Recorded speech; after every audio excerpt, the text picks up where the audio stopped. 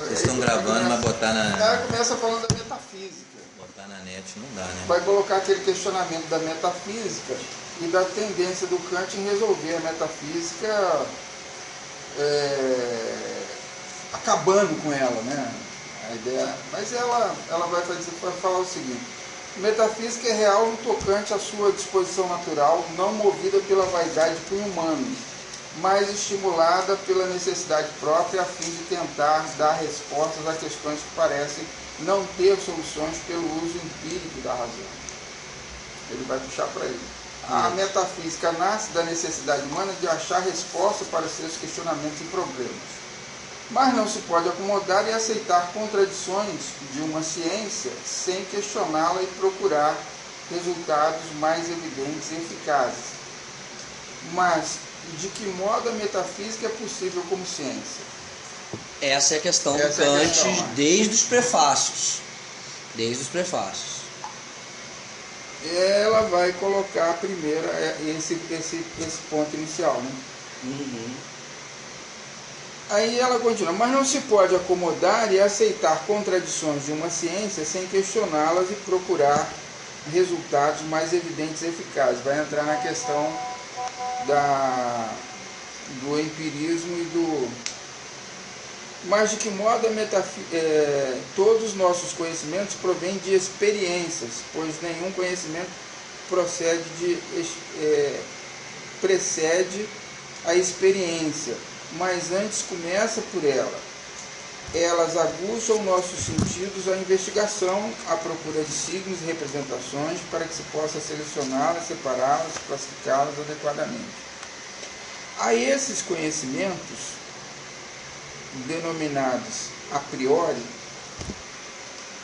são diferentes dos a posteriori, cuja origem é experiência e não pode ser taxados de conhecimentos a priori.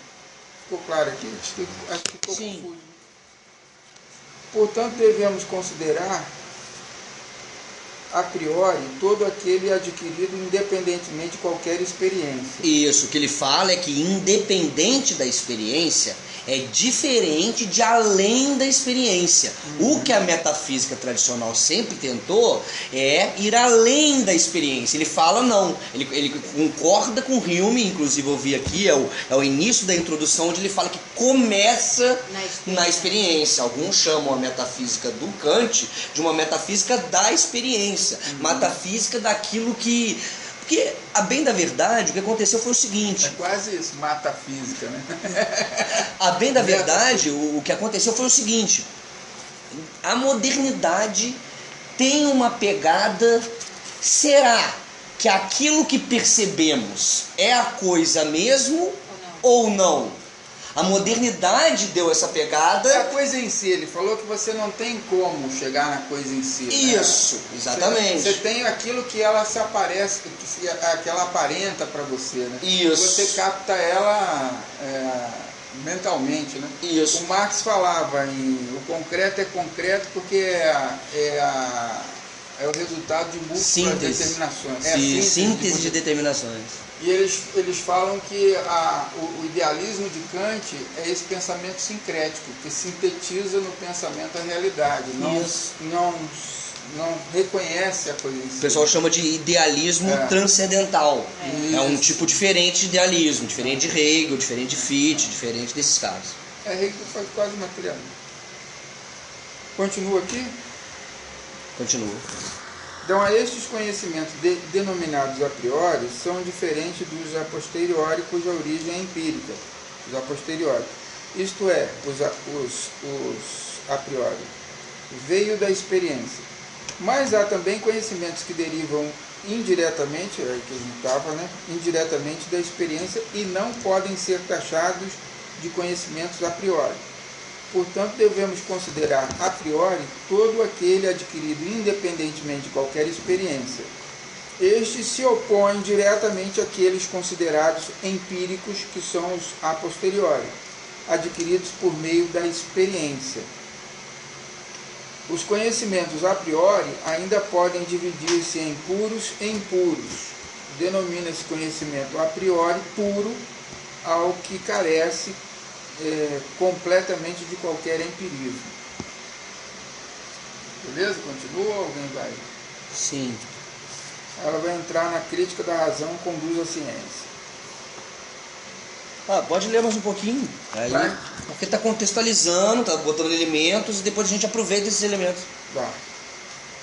A crítica da razão conduz à ciência, mas sem ter uma extensão excessiva, porque não se ocupa dos objetos da razão, mas simplesmente da própria razão, de problemas que são exclusivos dela, informações infundadas que podem ser contraditas por outras, conduzindo assim ao ceticismo. Pegou? Sim. Repete? Não? Repete.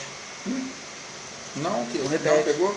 A crítica da razão conduz à ciência, mas sem ter uma extensão excessiva, porque não se ocupa dos objetos da razão, mas simplesmente da própria razão, de problemas que são exclusivos dela, informações infundadas que podem ser contraditadas ou contraditas, né, melhor dizendo, por outras, conduzindo assim ao ceticismo. Perfeito. Ele faz, o Kant, um tribunal da razão. Ele quer investigar a razão antes de investigar aquilo que a razão pode levar. Porque a razão, pela coerência, pelo princípio da não contradição, a razão se coloca perguntas, ele até coloca isso no Crítica da Razão Pura, se coloca perguntas que ela mesma não tem condições de responder. Os metafísicos já vão direto querendo responder isso. Ele falou, não, antes vamos ver o que é possível. É como se o Kant tivesse, no ambiente da epistemologia, ele tivesse saindo da própria investigação sobre a possibilidade do conhecimento para a investigação das condições de possibilidade do conhecimento.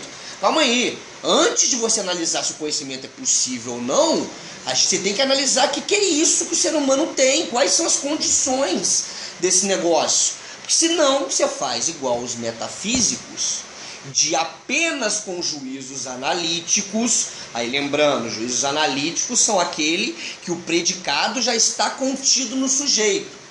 O predicado já está no conceito do sujeito, ou seja, é apenas um desdobramento do conceito. Então, se você não fizer essa pesquisa que o Kant quer de antemão, você pode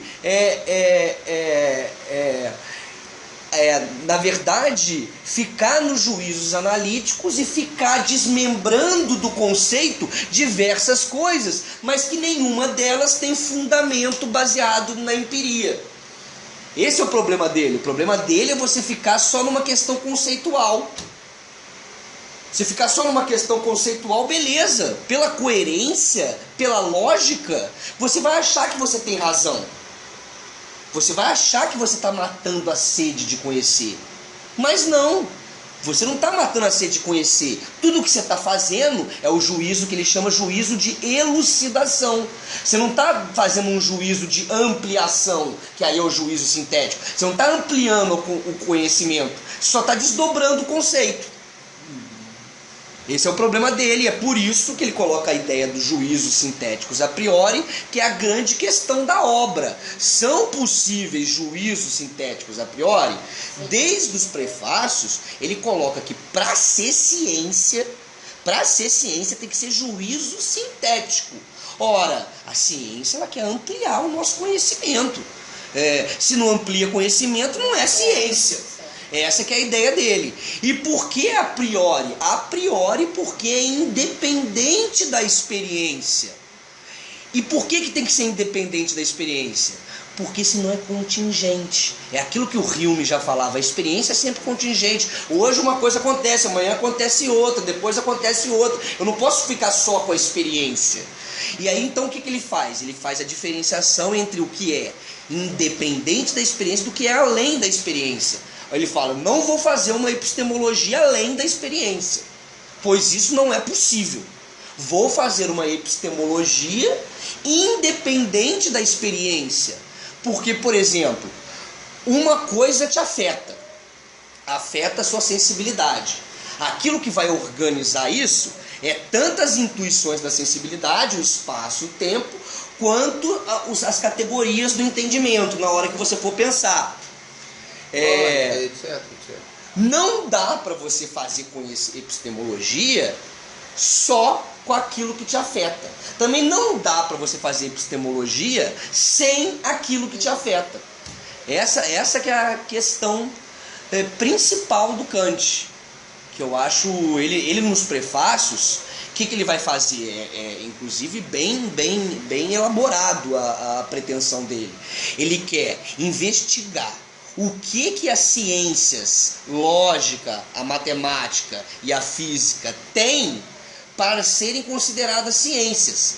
Depois que eu descobri o que elas têm, o que faz delas ciências, ele coloca, o método único, consenso, ele coloca algumas questões assim.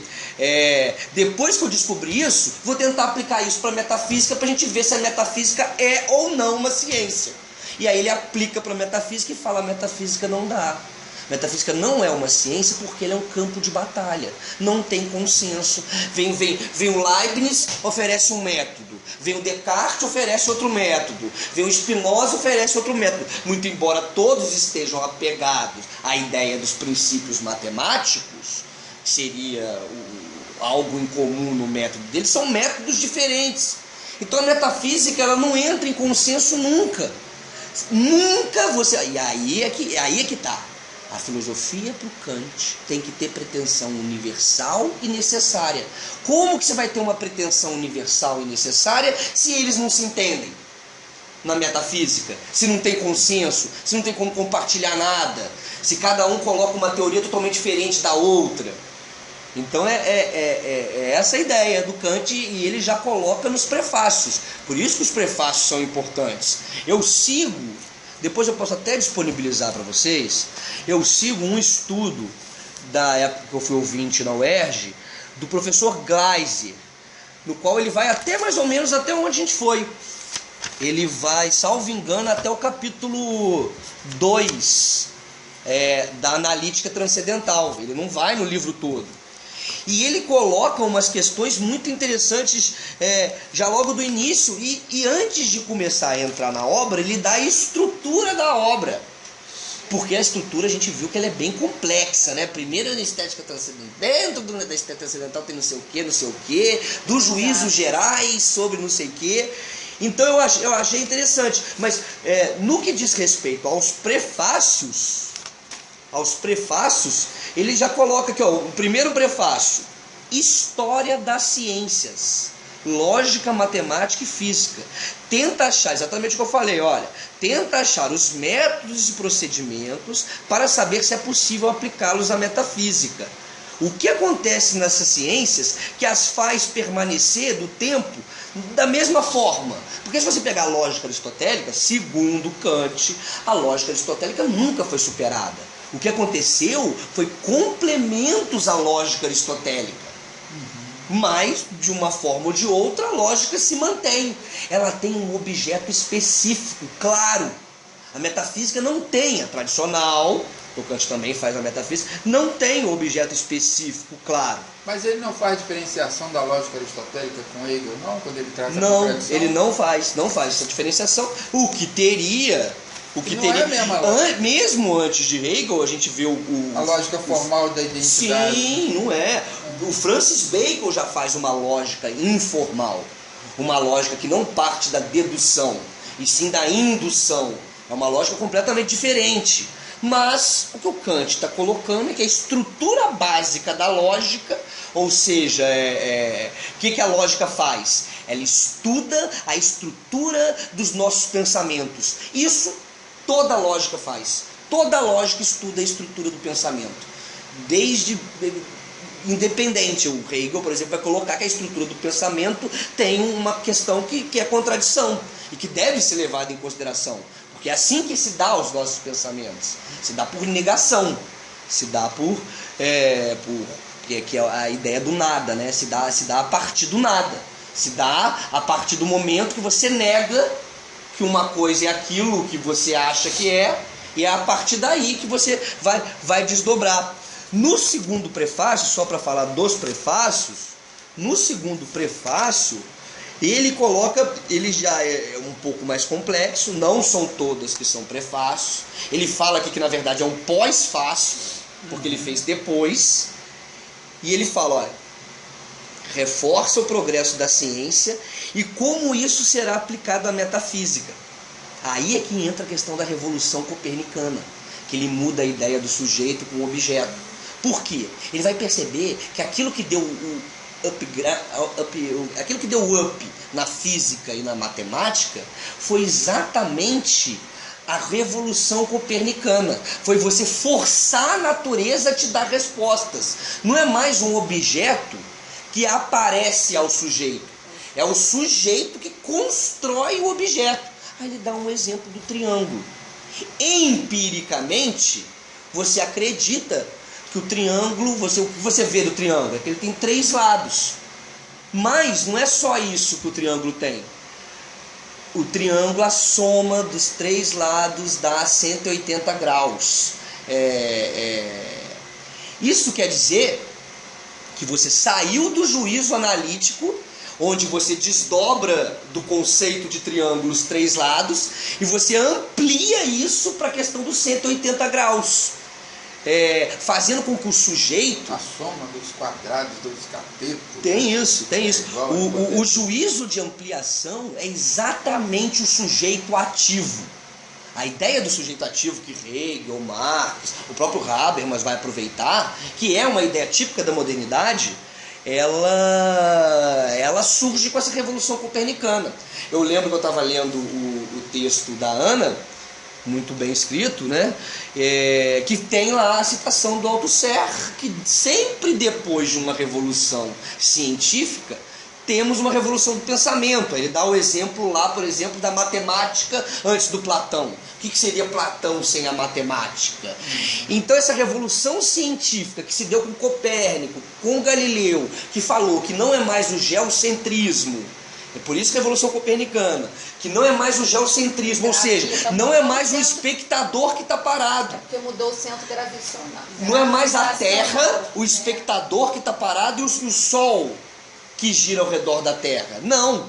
É o próprio espectador da Terra que está em movimento. E a ideia do espectador em movimento é a ideia do sujeito ativo. Você força a sua natureza, você força a natureza da coisa a lhe dar as respostas. Sem isso, para o Kant, sem isso não tem como fazer epistemologia. O Kant ainda está com a ideia de correspondência, da verdade como correspondência, dentro do conceito de verdade. Por exemplo, o pensamento que você tem corresponde com um objeto do conhecimento. Qual que é a diferença? O objeto do conhecimento para Kant não é o mesmo objeto do conhecimento lá dos gregos antigos. Não, analítico também, né? Isso daí. Sim. Tão somente, né? Sim. O objeto do conhecimento é o objeto do conhecimento para nós. O Kant reformula o que é o objeto da epistemologia. Gente, não é possível conhecer a coisa em si. Não é possível conhecer a coisa em si, mas isso não quer dizer que não dê para fazer epistemologia. Quando a gente fala uma coisa é verdade, quando a gente fala isso é realidade, a gente está fazendo a correspondência do nosso pensamento com o objeto que nos é dado e não com o objeto em si mesmo. É o que o Lukács vai falar, que essa idealismo transcendental, ele vai trabalhar com algumas abstrações que quando você foge muito da realidade, você perde o sentido, começa a aparecer uma falsidade, você começa a se enganar sobre a realidade, né? Então, e Kant padece desse mesmo mal. Que é o Marx, né? Na verdade, Sim. ele está explicando o Marx, que essa relação com a coisa em si, Marx parte do princípio que é possível conhecer a coisa em si. Sim.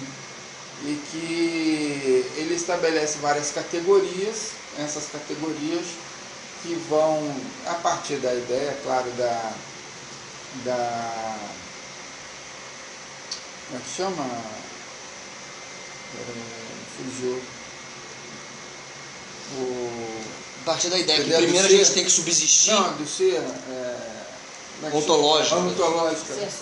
A ideia da ontologia, né?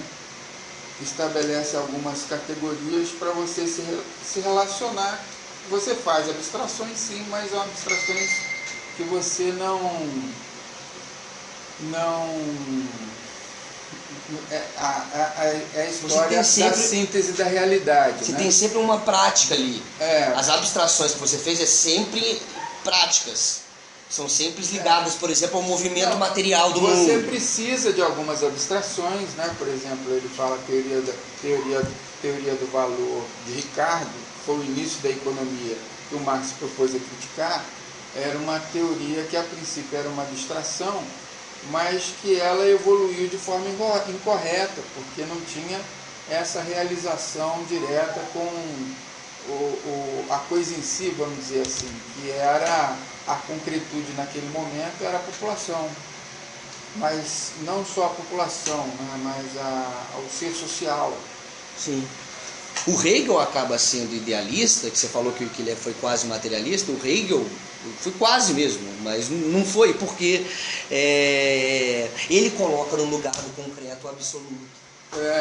Pois é. Esse é o grande... E ele acha que a realização do ser humano, ela chegaria com a experiência do Estado. Sim.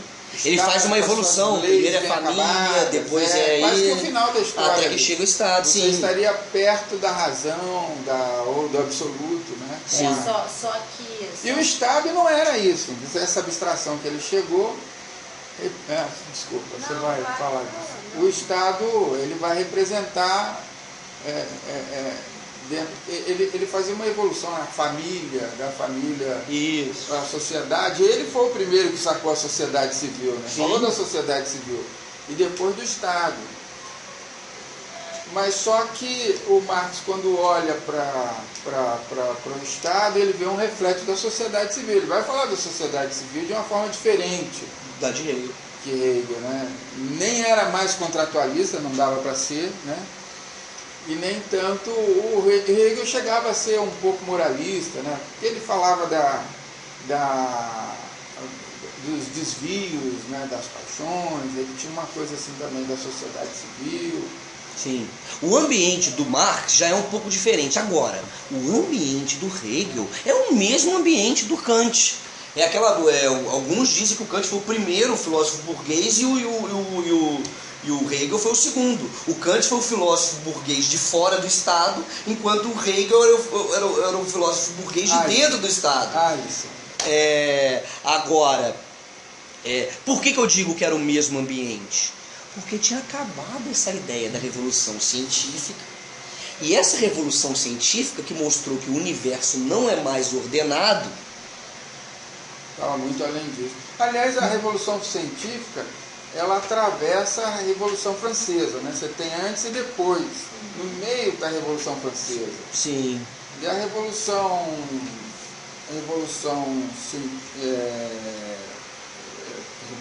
Industrial, Revolução Científica, Revolução Industrial, ela assim como através da ciência, né, da mecanização, traz um referencial diferente, movimento, né, também uma dinâmica diferente na relação do homem com o objeto. E o Kant quer isso, quer fazer ciência. Ele quer, por exemplo... Foi muito forte. A ideia dele é uma ciência do sintético a priori. Olha, nós precisamos de uma ciência que diga aquilo que é ciência e aquilo que não é. Que diga, porque até então não tinha sido feita essa clivagem. A gente fazia correspondência, a gente acreditava mesmo, eu tenho amigos, professores que acreditam nisso até hoje também, e podem ser que eles estejam certos, que quando passa um gato na sua frente, é o gato. É a coisa em si, não tem nada. O Kant vai fazer o quê? Uma investigação sobre a estrutura da subjetividade humana, que a subjetividade humana, ela tem estruturas que colocam coisas no objeto. Mas como então que é possível conhecer algo antes da experiência ser dada, uma vez que o Kant fala que começa? Ora, como nós já sabemos que a nossa mente funciona através de estruturação, ele coloca até conformidade. A gente vai colocando na nossa forma que a gente tem. A gente tem a forma, espaço e tempo. Então aquilo que nos afeta a gente já coloca nessa forma. Nós temos as formas também do pensamento. Então Seria bom a gente pegar Kant e ver que categorias ele estabeleceu. Sim, sim. Você estava colocando, até achei interessante, porque você falava dos juízos, né, o sintético, Isso. o juízo analítico, mas a necessidade de você ter um juízo sintético e não analítico, nem tanto só a priori, né, porque você também não poderia ter um juízo independente da relação com a coisa, mas você também teria que ter uma relação com a coisa, teria que juntar os dois, né, para ter um juízo sintético. É isso que é conhecimento para cá. Mas com algumas categorias, né? Você tem que elencar algumas categorias que te leve a uma epistemologia bem estruturada e concreta. Sim, ele começa pelas formas da sensibilidade. Então, o ser humano dá para o ser humano analisar, já que ele sempre faz por Não pode ser só a conformidade. sensibilidade, né? Isso, A intuição. mas já que ele faz por conformidade, é possível ele entender quais são as formas que ele sempre coloca naquilo ali.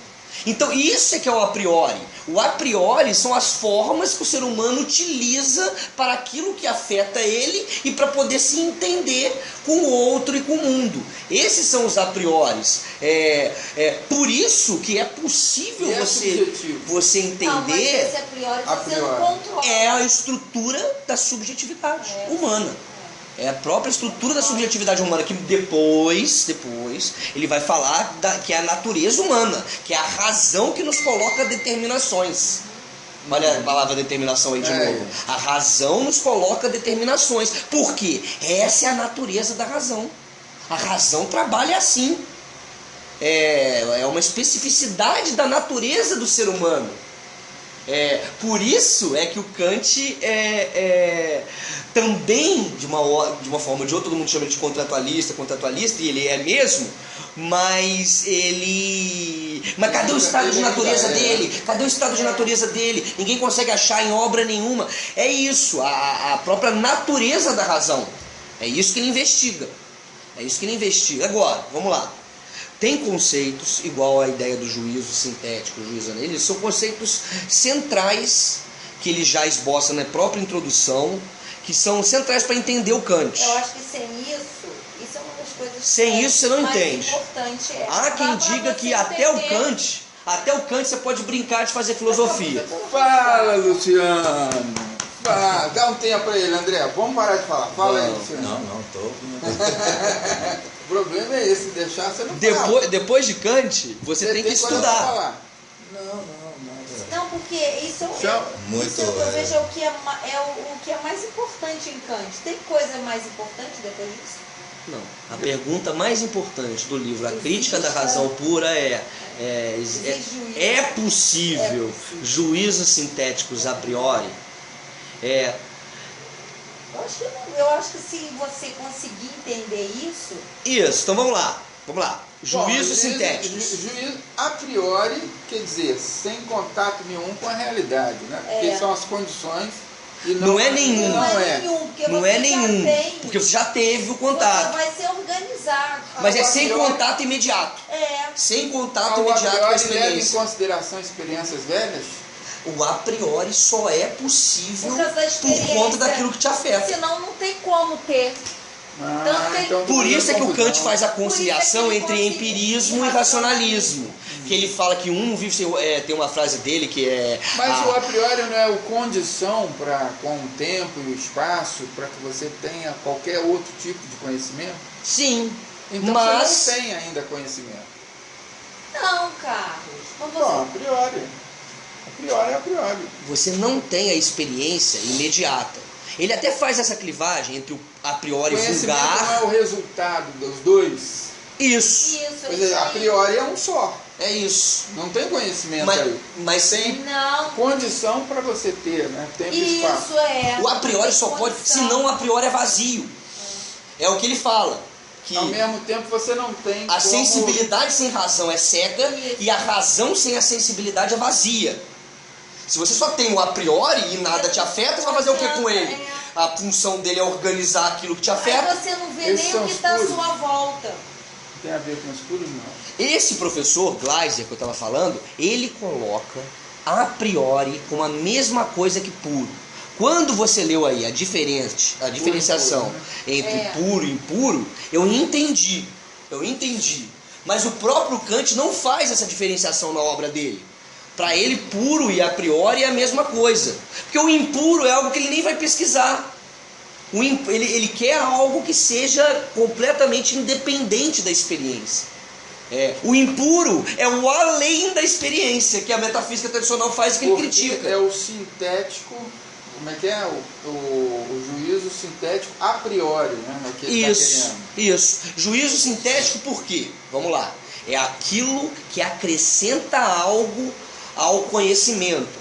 Por exemplo, é aquilo que acrescenta algo ao sujeito. O predicado inova com relação ao sujeito. A árvore é verde.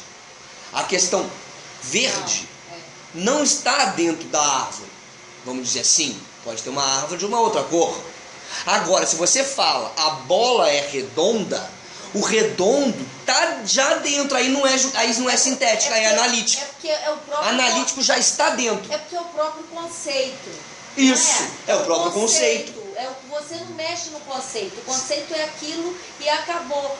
Todo triângulo tem 3 lados: isósceles, Isso. escaleno e equilátero. Mas tem 3 lados. Isso é o conceito. Você não sai do conceito. Para ele, você falar que o triângulo tem 3 lados não é ciência. Isso. Agora, você falar que a soma dos ângulos do triângulo dá 180 graus, aí já é fazer ciência, porque aí você está ampliando o conceito. Você não está só desdobrando. Essa que é a ideia dele. Então o juízo, ele chama inclusive o juízo sintético de juízo de ampliação, porque amplia o conhecimento, e ele chama o juízo analítico de juízo de elucidação. Você só está elucidando. Para elucidar, você só precisa do princípio da não contradição. Como é que é o princípio da não contradição? Uma coisa não pode ser igual a ela mesma, uma coisa não pode ser contrária dela mesma. Só com isso você vai achar que a sua filosofia tem coerência, tá tudo certinho. É o que A igual a? A é igual a não A. A não A, né? A igual a não Isso, A. isso. A igual a tudo. A igual é A. Podemos A, falar que que Kant não tocou na questão da contradição tal qual veio com Hegel e depois foi aproveitada com Marx. Mas a virada já começou. A virada já começou, porque até então o princípio da não contradição, que vem lá da lógica aristotélica, ele era universal. É impossível uma coisa ser contrária a ela mesma. Não é possível. Naquela época, contradição era uma imperfeição. Era uma imperfeição.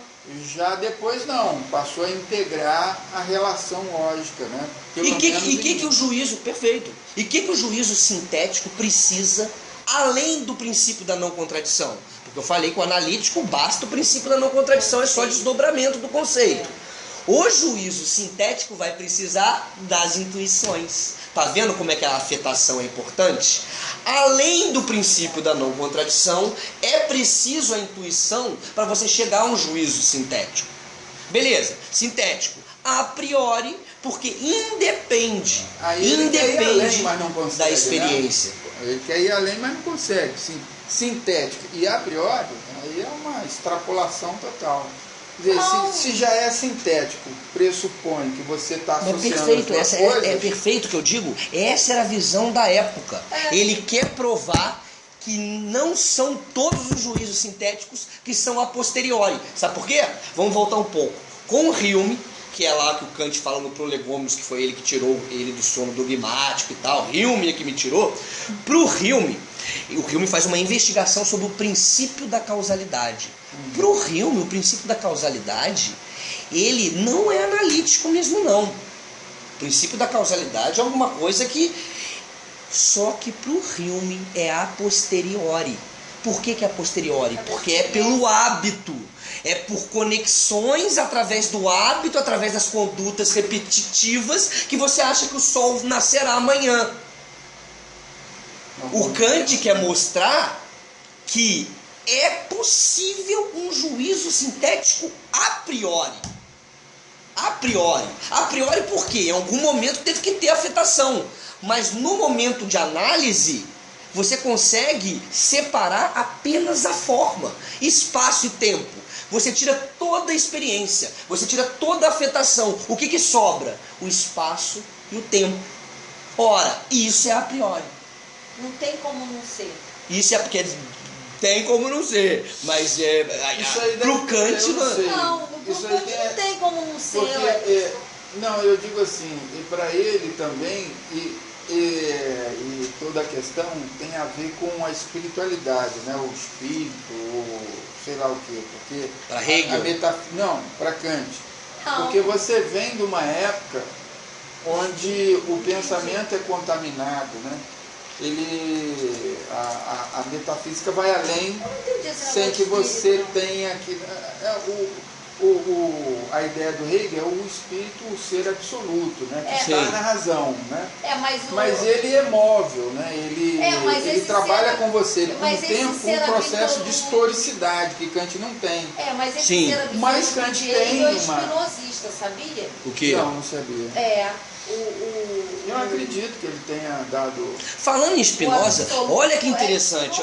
Eu acho que isso é interessante também. Eu não sou especialista em Spinoza e Leibniz, mas fica claro para mim aonde que o Kant quer chegar. O Kant quer bater nesses caras. Por quê? Esses caras acreditam que o princípio da matemática pode explicar, inclusive, ações práticas. Pode explicar por que você pegou o ônibus 100 em vez de pegar o 300. O Spinoza chega a fazer a ética dos geômetras. Até porque a matemática, Luciano, pode explicar melhor essa coisa da linguagem, até porque a matemática não era expressa em números. A matemática era expressa em letras. Interessante. Símbolos, é linguagem. Por isso que os caras também tinham essa noção. Você não expressava matemática em número, em questão de quantidade. Você expressava matemática em letras. Na introdução. Você escrevia a matemática. Então é uma outra forma de ver o número. Sim. É uma linguagem. Eu estava estudando isso. É uma linguagem. Interessante. Eu estou estudando Vygotsky, então eu estava estudando isso. É uma imagem. Então a noção da matemática é diferente dessa que a gente tem hoje. Entendeu? Entendi. Porque é muito difícil você falar assim, foi até a gente lá na pós falando isso, você para ser filósofo, você tinha que ser matemático. Sim. Você só entrava naquele treco na lá, academia, se fosse geômetra. Exatamente, porque era uma linguagem muito completa. Você não apresentava ela em números, você apresentava ela em letras, em linguagem. Que bom que você voltou, Ana. Olha que interessante. É outra coisa. A matemática, é aquilo que o Althusser fala, eu concordo em gênero e número igual. Porque que ele fala que só teve a revolução do pensamento na Grécia Antiga a partir da revolução científica da matemática. Por quê? Foi a matemática que mostrou para o ser humano que é possível conhecer a realidade, é possível enfrentar os desconhecidos sem precisar de coisas divinas. Você enfrenta o desconhecido por você mesmo. Foi a primeira vez que o ser humano enfrentou de frente o bicho. Porque antes era, por exemplo, se explica como é que Atenas, por que Atenas entra em guerra? Porque as vísceras desse animal... As vísceras desse animal, e esse animal foi mandado por os deuses, mostram, o bruxo está dizendo, que mostram que Atenas tem que ir para a guerra. Quando a matemática chegou, a discussão sobre se entrava em guerra ou não era outra. O exército deles tem tal número, o nosso tem um número menor. Será? Não, mas apesar disso dá pra gente pegar eles desprevenidos, que não sei o quê. Quais são os cálculos matemáticos se a gente chegar lá de manhã cedo, que não sei o quê. Foi possível enfrentar o mundo graças à matemática. Graças à matemática. Só que o Kant vai ver que ao longo do tempo nós acabamos virando prisioneiros da matemática, acreditando que o método da matemática pode explicar coisas que nem eram objeto da matemática de início. André, Eu já tem tenho. garrafa. É, Você quer a sua garrafa? E o que acontece? Ele vai falar da diferença. Isso está na introdução e no final do livro, que é a dedução Daí, Do transcendental. mesmo tamanho. Ele vai falar que a diferença da matemática para a filosofia é a seguinte: a matemática constrói conceitos. Perceba, do conceito lá do triângulo de 3 lados, chegamos à soma que dá 180 graus. Você construiu conceitos. A filosofia analisa conceitos. É diferente. E ele faz questão de colocar essas questões todas, porque ele está batendo no Leibniz e no Spinoza, e em Descartes, que todos eles, vamos lá, além do princípio da matemática, qual que é a outra coisa que todos eles usam? Deus. Para fazer essa correspondência que o Kant faz entre o pensamento e o objeto do conhecimento, eles se valem de Deus. André, Essa é a questão. O Kant não quer se valer de Deus, ele quer só com a razão. Só que segundo o piano, eu não escutei, terminei de ouvir essa aula. Não sei se o coisa ouviu, o Lu. Segundo o piano, o Kant começou muito bem. Na crítica da razão pura, ele acaba com Deus.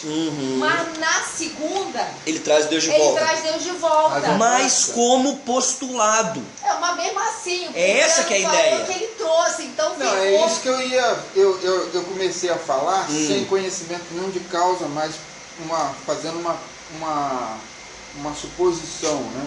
Uma vez que, pela época, né, ainda muito recente, sem muita distância, mas começando a tomar uma distância da época medieval, onde isso era normal, né? Se explicar as coisas assim, como você vinha falando. Por exemplo, se apegar à explicação de Deus para tudo, enfim. Sim. Dos deuses, Kant né? vem se libertando disso, mas não se libertou completamente. Não Sim. dá para dizer que ele vai virar um ateu, né? Sim. Mas dá para Aí dizer. eu quero chegar. Qual é ainda a influência do pensamento da espiritualidade Então vamos falar no pensamento dele? Então vamos falar de Deus em Kant. Deus em Kant é o seguinte. Como é que chega o Deus em Kant? Então, a gente viu que o Kant está fazendo na crítica da razão pura toda essa pesquisa para ver se a metafísica tradicional pode ser uma ciência ou não. Ele está criticando a metafísica tradicional, está falando que não é possível a ela ser ciência, mas ele percebe uma coisa.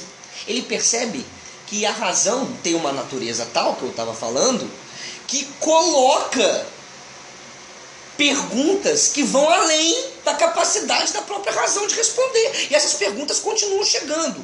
Deus, imortalidade da alma, liberdade absoluta. Ele vai separar e vai aceitar. Qual a explicação que ele dá para isso? Qual a explicação que ele dá para isso? A explicação que o Kant dá para isso é a seguinte: pensar é diferente de conhecer. Como pensamento, nada impeça Você pensar o que quiser. de eu pensar Deus, de eu pensar... Agora, já estamos saindo da epistemologia. É por isso que ele coloca Deus, mas coloca Deus como um postulado da própria razão. Então perceba, mesmo Deus depende da razão. A razão depende de Deus, perceba. Mas Deus depende da razão. Como é que ele chegou a essa conclusão? Então, Depende como da razão? Se nós não tivéssemos a diferença Se algo entre... que é irracional, que é Deus, como é que isso depende da razão? É a razão. Deus é a razão? Deus é construído pela razão. E então ele se tornou um ateu. Ele não, o Kant em nenhum, apesar de ser pietista, que é uma seita que vem lá do luterana, ele quer escrever um livro, tanto é que proibiram o livro dele, e ele teve que fazer pro governador e tal. Mas ele mesmo não se desagarra, né? Ele chega a essa conclusão Ele chega a essa conclusão, exatamente isso que eu estou falando. E aí ele vai falar que Deus é uma criação do homem. que Deus é uma criação, é um postulado da razão. Deus é um postulado da razão. E o que Essa é a frase razão dele. pra ele? A razão, para ele, é uma capacidade do ser humano natural. Então acabou com Ele Deus. é direito natural purinho. Ele é direito natural purinho. É uma natureza do ser humano que tem diversas especificidades que até agora não foram investigadas. Eu vou investigá-las. Se não tivesse a diferença entre pensamento entre pensar e conhecer, e entre fenômeno e coisa em si, não existiria moral, não existiria filosofia prática. A filosofia prática, ou seja, a filosofia do dever ser, só é possível, porque só é possível você falar que alguma coisa deve ser tal, se você faz a diferenciação entre fenômeno e coisa em si. Sem essa diferenciação, não seria possível a ética. É por isso que o Kant faz todo um sistema. A crítica da razão pura está ligada à crítica da razão prática. A crítica da razão prática é a consequência das ideias, dos pensamentos que continuam a chegar à razão. Mas o Piano diz nessa aula que o Kant ele não conseguiu segurar essa ideia da primeira parte aí que ele tira Deus, porque ele foi muito criticado. Bateram nele muito. E aí ele volta com Deus. Não foi o que aconteceu com o Spinoza, cagou e andou. Aí o Piano fala nessa aula, eu não consegui, não sei porque eu não esqueci a aula toda. Aí ele falou, Kant não segurou. Aí um aluno pergunta alguma coisa, ele fala, não, o Kant não segurou, não aguentou a porrada não, voltou. O Kloss também fala isso. Botou Deus de novo Mas na é isso que eu história. tô Mas ele não falando. botou Deus no Porrada. conhecimento. Aí, beleza, posso até falar que ele deu um passo atrás, mas ele isso. já tinha dado 2 para frente. Mas ele não tira. Entendeu? porque Essa que é a bateram questão. muito nele, né? Nessa relação de Deus. Aí ele volta. Aí o Piano, não Porque teve no coragem final do livro, de o Kant levar. vai falar dos problemas de você, que são os problemas da metafísica tradicional, os problemas irresolúveis que a razão se coloca. E aí ele fala do paralogismo, fala de sofismas e fala de uma outra coisa que eu não... Paralogismo é um tipo de sofisma. Nunca ouvi falar isso. Eu teria que procurar aqui para se explicar exatamente, mas eu expliquei para meus alunos. E que Deus, como conhecimento, seria um paralogismo da razão. Ou seja, seria a razão, eu não sei a explicação do paralogismo, mas é o seguinte, a razão que cria... a razão se degladiando, a razão cria conceitos e através dos próprios conceitos cria outros conceitos e acredita que esses outros conceitos só dependem dos conceitos que ela mesma criou, sem perceber que existe algo além da razão. Kant não retira a possibilidade de existir algo além da razão. Por isso que ele não fala que seja possível o conhecimento em si, para o ser humano, mas ele não diz em nenhum momento que não existe a coisa em si. Ele não diz em nenhum momento que não existe. Algumas pessoas interpretam dessa forma. Para Kant, não existe a coisa em si. Agora... O que eu entendo é que eu não vou me preocupar com ela. Porque eu estou preocupada com ela. Eu quero resolver outras coisas. Isso. Ele muda um foco, que eu já falei para vocês em outros encontros. Ele muda um foco que depois vai ser aproveitado por toda a filosofia analítica. Que vai falar, gente, pouco importa para a gente conhecer... Pouco importa a coisa em si. O que importa é mesmo a correspondência do pensamento com a linguagem. É isso que importa. Até que ponto a minha linguagem está sendo fiel ao meu pensamento. Se o meu pensamento está pensando a coisa em si ou não, isso não importa.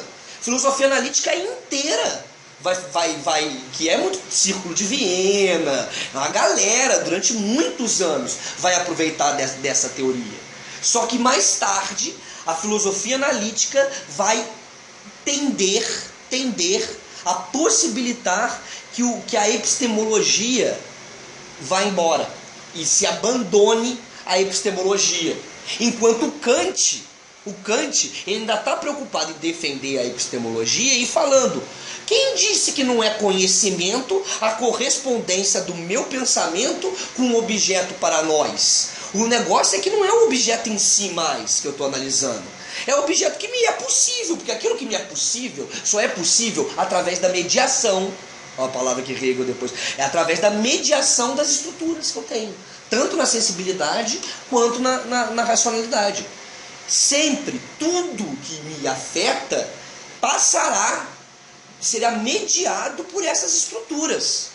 Então a correspondência que eu tenho que fazer não é do pensamento com a coisa em si, que era a correspondência até então. Se você pegar o Platão, por exemplo, é exatamente essa a ideia que ele quer.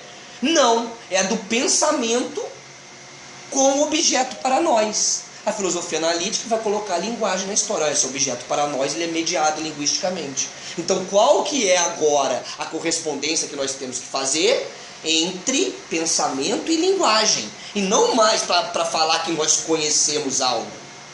Porque isso é muito louco, né, ô Carlos? Pensa bem, a gente aqui conversando entre nós, jogando papo pro alto, do nada a gente fala, isso é verdade.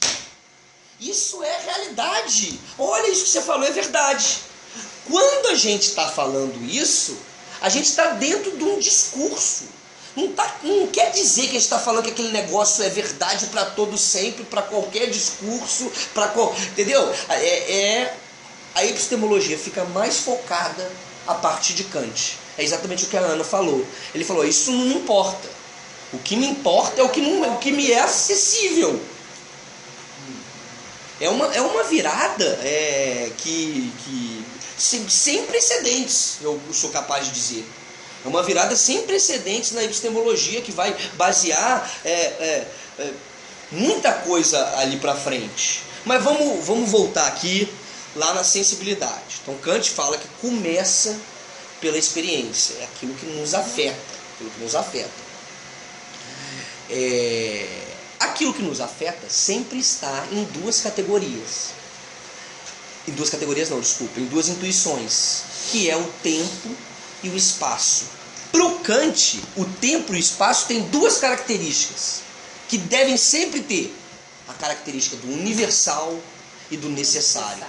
A ideia de falar que o Kant tem um rigor, que o pessoal chama de rigorismo kantiano, é o seguinte: para fazer filosofia, você tem que fazer alguma coisa que é universal e necessária.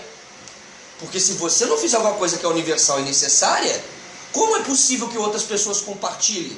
Aí você vai ficar num campo de batalha igual a metafísica estava mesmo.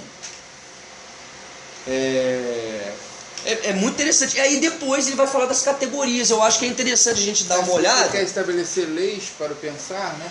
Como ele propõe. Isso. O que a ciência faz? Olha só como ele está querendo que seja ciência, né? O que a ciência faz? A ciência pega a observação, trabalha com hipóteses naquela observação e depois vai aplicar essas hipóteses na experiência concreta. O que a metafísica faz? Não trabalha com a observação, só trabalha com a hipótese e não vai remeter essas hipóteses para a prática. A metafísica não pode ser uma ciência, porque a metafísica não confere, ela não vai lá na experiência conferir se aquilo que ela está... Você vai lá na experiência para saber se Deus está lá?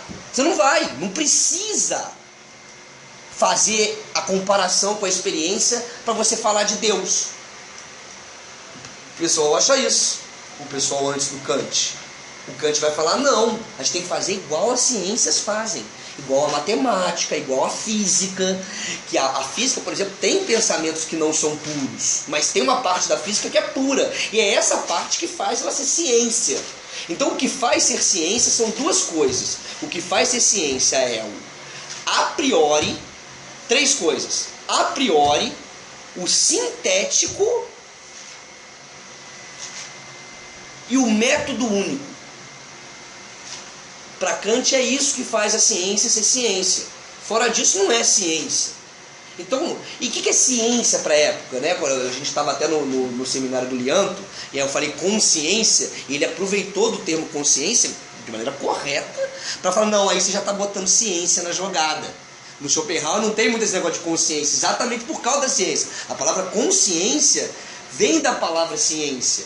A ciência é exatamente isso.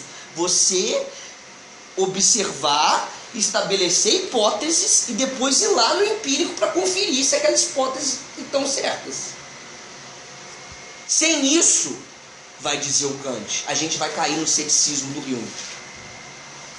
Sem isso, não é possível ciência, aí a gente cai no ceticismo do Hume, que não é possível que só porque nós estamos acostumados a ver o sol nascer todo dia, que ele vai nascer amanhã.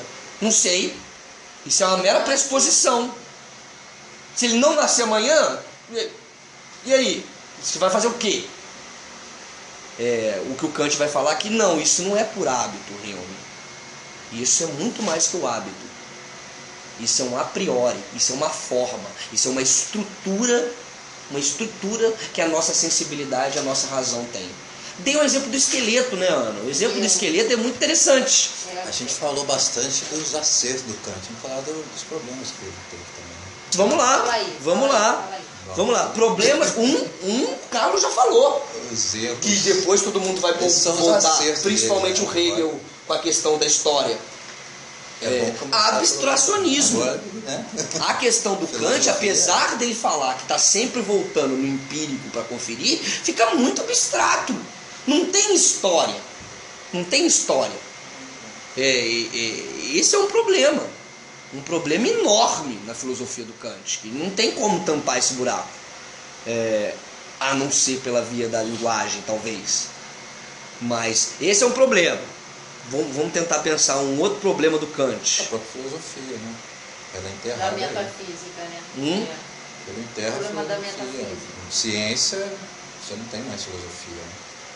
Kant é aquele que trava o sistema filosófico. Mais ou menos, sabe por quê? Porque antes de Kant, a ciência era misturada com a filosofia. Ciência e filosofia era a mesma coisa. A coisa começa a tomar, a se separar a partir da Revolução Científica. Lembra? Tem aquele cara Hipócrates, sei lá, que é o primeiro médico de todos os tempos. As ideias dele são filosóficas. Ciência e filosofia na antiguidade, no período medieval, são a mesma coisa. Mas você tem uma filosofia psicológica, né? Calcada no psicológico, quando ele coloca no transcendental, na própria razão, né? Aí do você sujeito. acaba Esse é o problema. Você tem uma filosofia Parece. psicológica. Vamos lá, então olha lá. As objetividades que o Kant consegue levantar são objetividades da subjetividade. O que é uma objetividade? É uma estrutura. Só que são estruturas da subjetividade. A investigação do Kant, então, é sobre a subjetividade transcendental. Ele não investiga a objetividade. Ele investiga aquilo que tem de objetivo dentro da subjetividade. E o objetivo estaria ligado à coisa em si? Que ele diz que não existe? A tradição que vem diz que sim. Diz que sim, é um dado objetivo. Um dado objetivo é a coisa em si, ela é dada. Vamos tentar diferenciar esse subjetivo do objetivo. O objetivo é aquilo que pode ser compartilhado, é aquilo que pode ser trocado. O subjetivo fica mais preso no singular, é uma coisa que é de cada um. O que o Kant faz? O que te afeta com aquilo que você se depara, né? Isso pode ter coloridos variados. Coloridos variados. Então a subjetividade, ela carece de algo que seja compartilhado. O que é subjetivo? É o que o Kant tenta fazer. Ele está esgotando a objetividade? Muitos vão falar que não. Como eu penso isso, né? Então, como é que está se processando isso aqui dentro? Isso sempre se processa de uma forma. Qual forma é? Tal. Essa é a objetividade dentro da subjetividade. A forma dentro da... Ele aprofundou na relação do indivíduo com a natureza,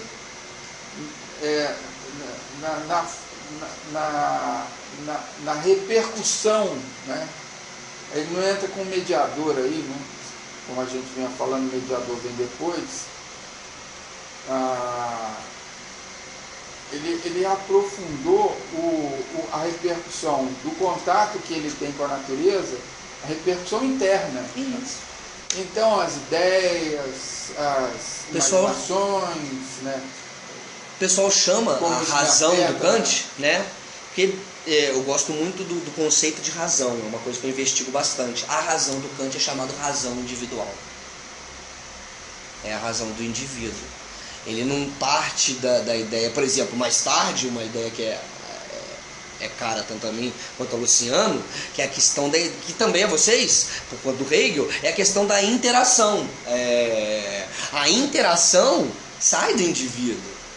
A interação é algo que Pois é. não está nem em você nem em mim. Onde é que está esse negócio? É um dado objetivo que está fora, Ou seja, não que está é fora da mais subjetividade. o sujeito e o objeto, de separar, mas naquilo que um tem a ver com o outro, né? Perfeito. Que é o que o Hegel faz. O que o Hegel fala é o seguinte: De uma certa maneira, o Kant também está falando disso, né? Olha, o objeto, ele ainda está eu preso percebo nisso. ele, eu estou com ele aqui. E como eu percebo ele? Aí tem uma razão, tem Isso aí, opção. perfeito. Eu estou com o objeto. Ele ainda está fazendo a Eu correspondência. faço uma ideia do objeto, mas eu não conheço o objeto como ele como ele é mesmo? Não, isso não. Sim, Esse é o mas eu ponto. tenho uma ideia do que é o objeto para nós. Porque tudo que não existe, que a metafísica procura, ela não ela é só a razão que conhece, mas não está na razão. O Kant, tudo nasce e morre na razão. E acabou. Não tem fora. Até as questões da lei, né?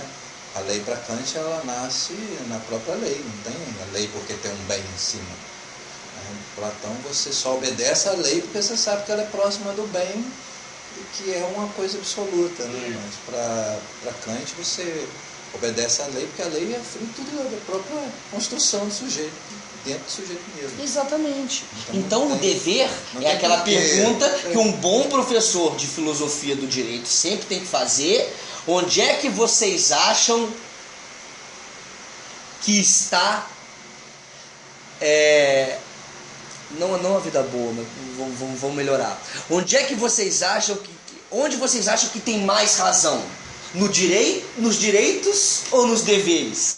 Todo mundo vai falar no direito. Mas não é, pro Kant é no dever. Porque só a partir do dever que o direito alguém já estabeleceu. Então ele é heterônomo. Só o dever dado a si mesmo, que é autônomo. É a ideia de autonomia que ele pega do Rousseau.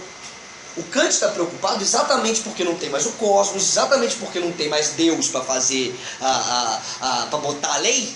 É essa lei para se aproximar do bem, não tem mais esse bem. O Kant sai do bem para entrar no justo.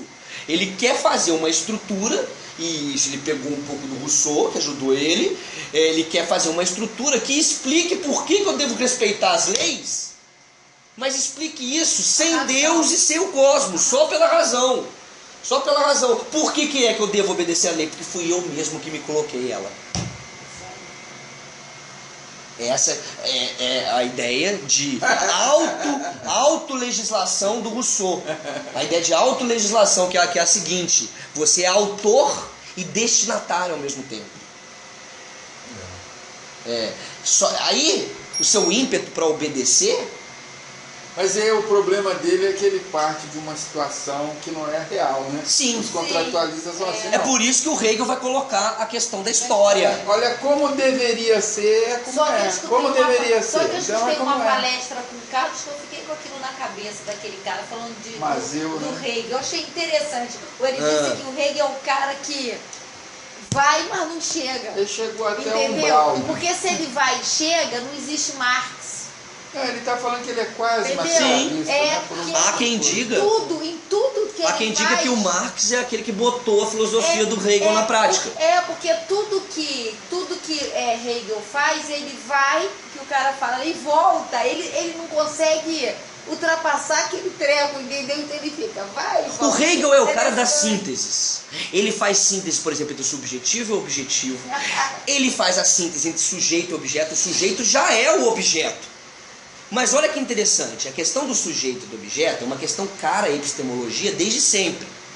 Antes era o objeto que se mostrava ao sujeito, com Kant foi o sujeito que construiu o objeto, com Hegel o sujeito já é o objeto.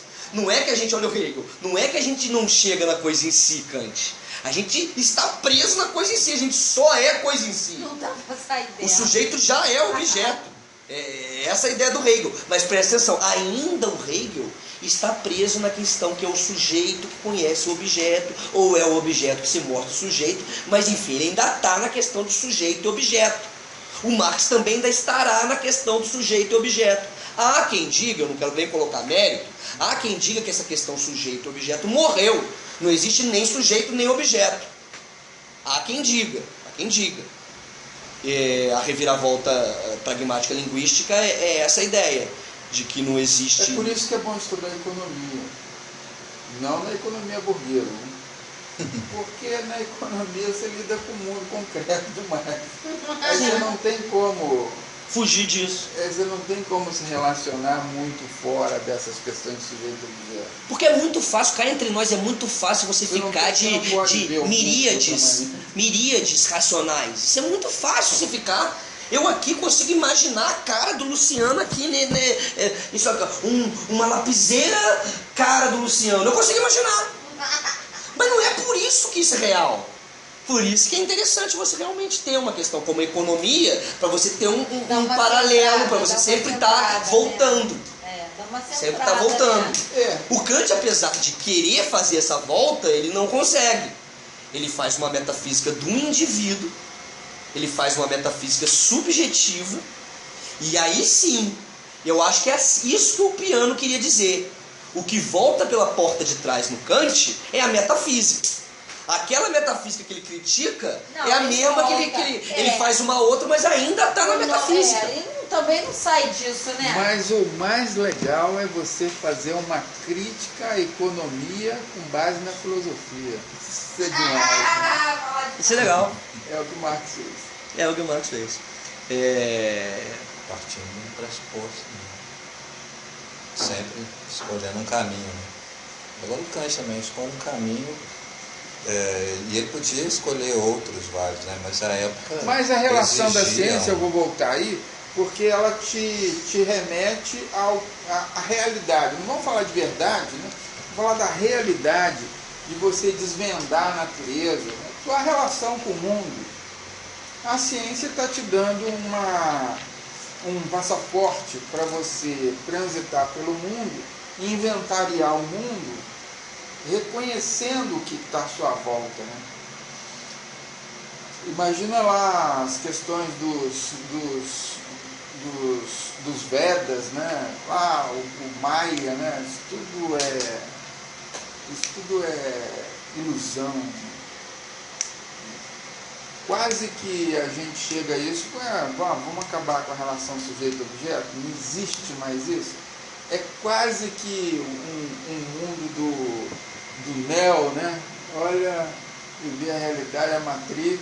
Pra você ver o Kant. O Kant, ele estabelece, ele pega as duas entidades maiores, né? Que é o empirismo e o racionalismo. E se você pegar para alguém que gosta, você falou aí da realidade, você perguntar, existe outra realidade sem ser o empirismo e o racionalismo?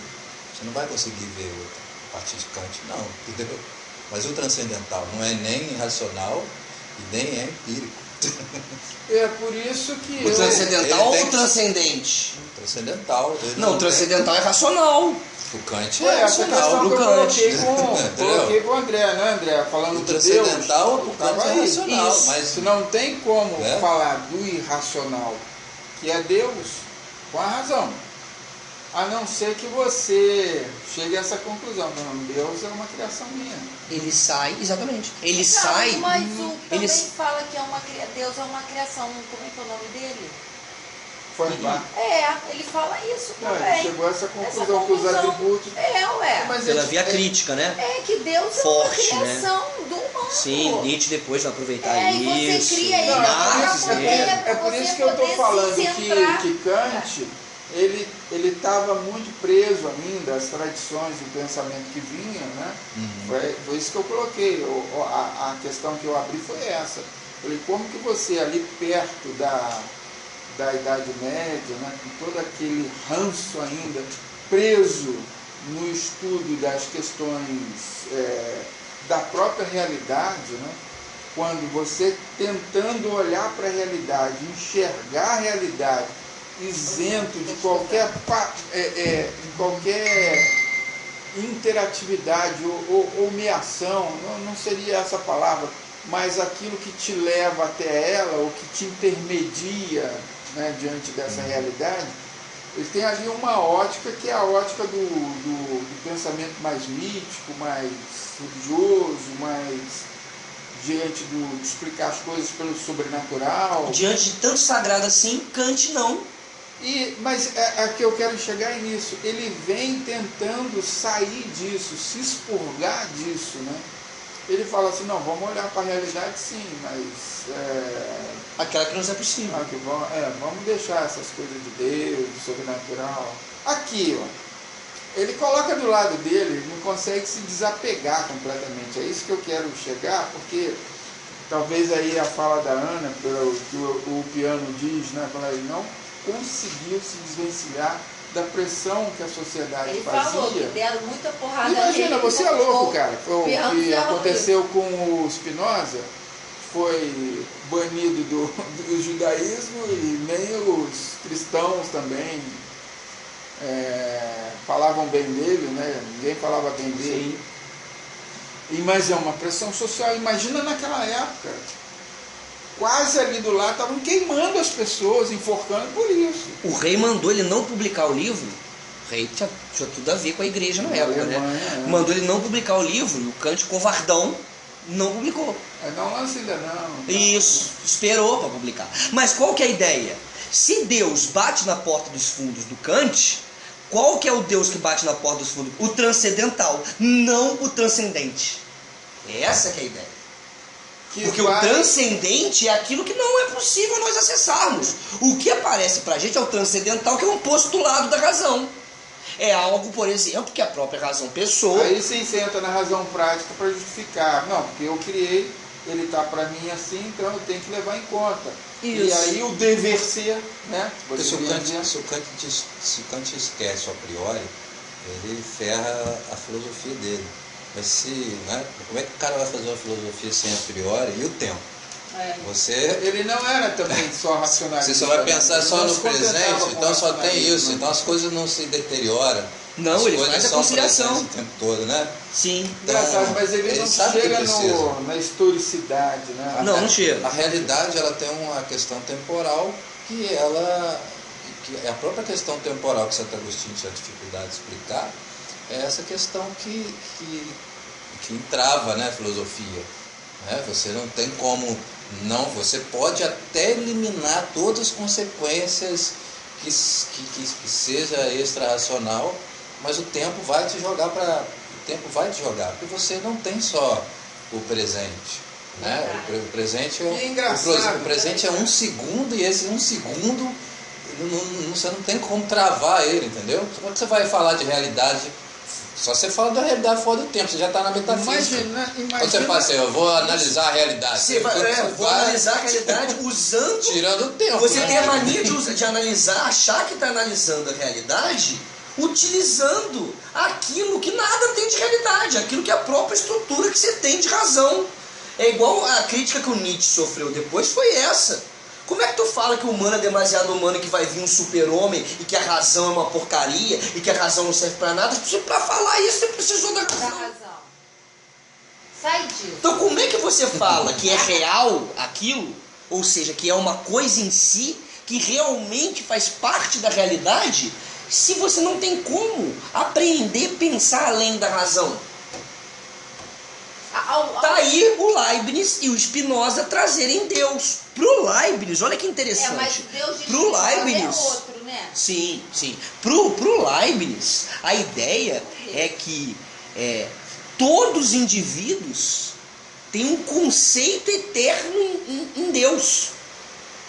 Olha que doideira. Pro Leibniz só existe juízo analítico. Porque todo indivíduo, toda singularidade é apenas um desdobramento de um conceito que já tem lá em Deus. Olha que loucura. Então mas aí o que bate na porta de trás do Leibniz? Mas então é um determinismo. Então tá tudo fadado, já tá tudo, não tem liberdade em Leibniz. Aí ele vai falar, não, mas calma aí. O conceito que chega ao ser humano, Inclusive parece um pouco o Spinoza, né? Mas é diferente. Isso é. O conceito que chega ao ser humano é um conceito parcial, é o que o Spinoza chamaria de modos de eu não sei o que ele fala, modos do Deus. Uma coisa para Spinoza é o Deus uno, outra coisa são os atributos e o modo desse Deus transparecer para nós. E dentro desse modo do Deus transparecer para nós, são tantos os modos, e o ser humano só tem a razão que não pode chegar lá. Por isso é que tem liberdade. Porque apesar de estar tudo dentro do cercadinho, você não sabe até onde que esse cercado vai. Aí é verdade. É verdade.